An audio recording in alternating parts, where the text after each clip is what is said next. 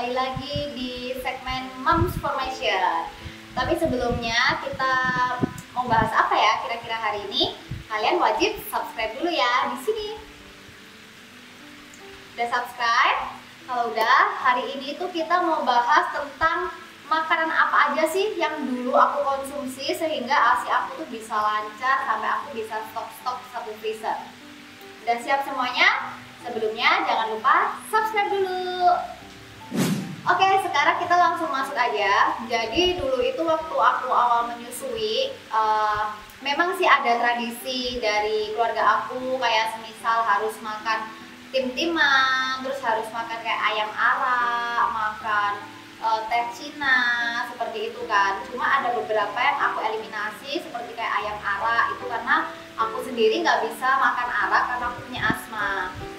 Jadi kemarin itu yang pertama aku makan adalah tim daging sapi atau tim daging ayam. Nah, jadi buatnya itu gampang banget. Kayak ayam itu kalian masak aja sama air, dikasih jahe, dikasih bawang putih, dikasih merica, dikasih garam dikit.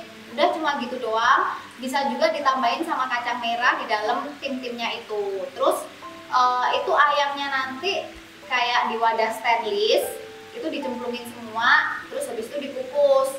Kalau semisal kalian nggak punya tempat untuk kukus, kalian bisa langsung masak di panci. Jadi langsung ayamnya cemplungin situ sama bumbu-bumbunya, kasih aja air, terus nanti kalian masak sampai itu mendidih semua.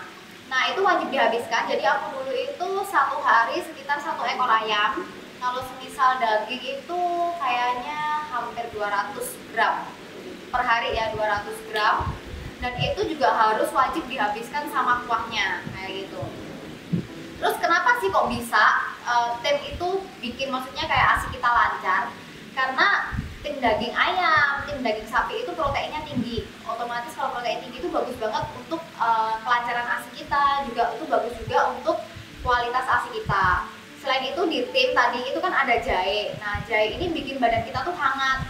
Jadi itu kalau kayak aku rasain ya waktu habis lahiran itu kaki itu nyentuh lantai itu rasanya kayak sengkring gitu loh, dingin kayak gitu. Makanya ketika kita minum jahe itu ada jahenya itu hangat di badan.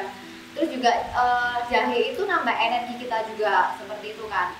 Selain itu kan di dalamnya ada kacang merah. Nah, kacang merah ini bagus banget buat melancarkan ASI kita. Jadi buat mami, kalau misal kalian mau masak itu bisa nih timnya dicampurin kacang merah, dikukus itu nanti sampai kacang merahnya itu rasanya enak banget. Terus selain itu aku juga dibikinin teh amco. Amco ini adalah kurma Cina. Jadi semisal kalian tuh nggak harus beli kurma Cina, kalian mau minum kurma biasa juga boleh. Cuma kalau teh amco ini kurmanya memang direbus. Jadi kita misal masukin aja 3 buah kurma Cina itu, terus nanti kalian rebus sama air. Itu sehari aku minum 1 liter. Juga sama rebusan air kacang hijau. Air kacang hijau itu aku juga minumnya 1 liter. Jadi kalau air kacang hijau itu gampang banget. Kacang hijau 1 genggam, kalian masukin ke panci, terus habis itu kalian rebus itu jadi sampai nanti airnya 1 liter. Kalau waktu rebus itu jangan sampai kacang hijaunya itu buka. Jadi sebelum buka itu udah selesai. Jadi warnanya tuh mirip-mirip kayak teh kayak gitu deh. Aku dulu kayaknya minum itu aja. Terus sampai akhirnya aku mencoba banyak booster ASI seperti itu kan. Tapi karena marka alergi macam-macam, alhasil semuanya stop total booster ASI-nya karena rata-rata booster ASI itu pasti mengandung susu almond. Ya aku nggak bisa susu almond. Terus juga maksudnya kayak banyak produk apa sih dari kandungan-kandungan di booster ASI itu yang aku nggak bisa minum karena markanya tuh alergi seperti itu. Tapi ini aku mau tambahin juga kalau menurut Google atau menurut yang lain-lain itu banyak banget. Salah satunya itu juga oatmeal. Nah, ini aku juga sempat coba nih oatmeal. Ini satu-satunya yang aku bisa makan. Jadi kalau misal kalian mau bikin susu oatmeal, jus oatmeal itu bagus banget. Kayak kalau aku setiap pagi itu bikinnya oatmeal dicampur sama buah pisang. Terus habis itu aku kasih susu di jus aja itu rasanya udah enak banget, sama air itu rasanya udah enak banget, kental-kental. Dan lagian oatmeal ini kan seratnya tinggi banget, ya kan? Kalau makanan yang berserat tinggi itu otomatis bikin kita tuh lebih lama rasa kenyangnya. Itu juga yang bisa bikin sekaligus tips lah buat kayak kita tuh bisa menahan nafsu makan kita karena kita kerasa kenyang terus kan gitu. Jadi oatmeal dan buah itu bagus banget kalau misal kalian mau makan buat sarapan, itu paling oke. Terus selain itu juga labu siam. Labu siam itu bagus juga. Kalau di aku ya, labu siam, bayam itu super ngefek. Tapi daripada bayam, di aku lebih ngefek ke labu siam. Labu siam dan bayam ini sama-sama dia mengandung zat besi yang tinggi. Zat besi ini bagus banget untuk memenuhi kebutuhan kayak supaya ibu menyusui itu nggak anemia gitu loh. Otomatis kalau misalnya kita anemia itu kan badan kita lemes ya, badan kita lemes, capek, dan itu juga akan mempengaruhi banget di produksi ASI kita. Sama contohnya kalau semisal kita lagi mens itu kan ada penurunan ya kadar zat besinya. Makanya kenapa sih waktu kita mens tuh kadang juga jadi lebih seret seperti itu kan. Nah makanya kalian kalau mau makan labu siam dan bayam itu bagus di sayur bening. Ada juga daun katuk. Aku sempet sih kemarin tuh coba daun katuk, cuma di aku nggak ngefek kalau daun katuk. Tapi gini, bukan berarti di aku nggak ngefek, di mami lain nggak ngefek, karena kan setiap orang beda-beda ya kondisinya. Daun katuk itu juga bagus.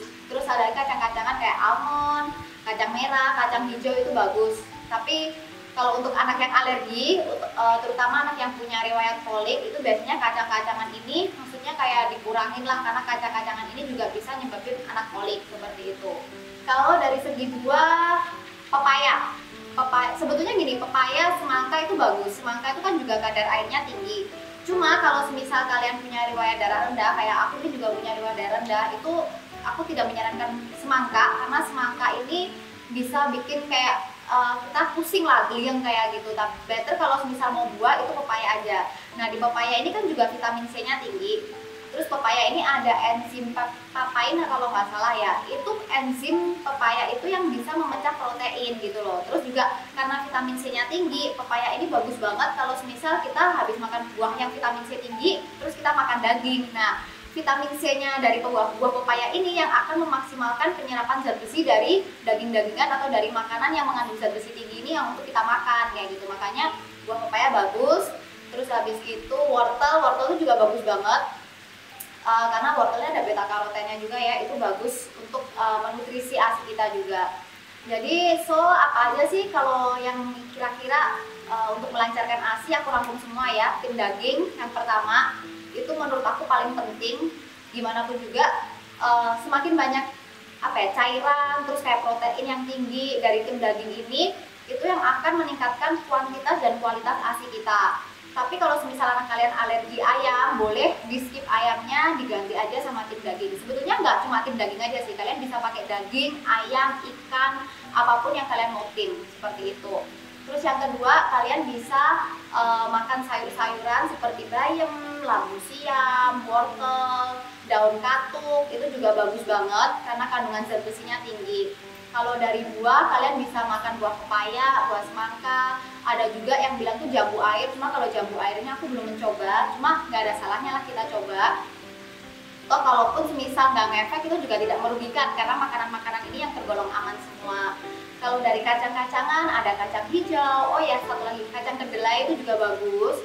Kacang hijau, kacang kedelai, kacang merah, kacang almond, itu bagus semuanya juga.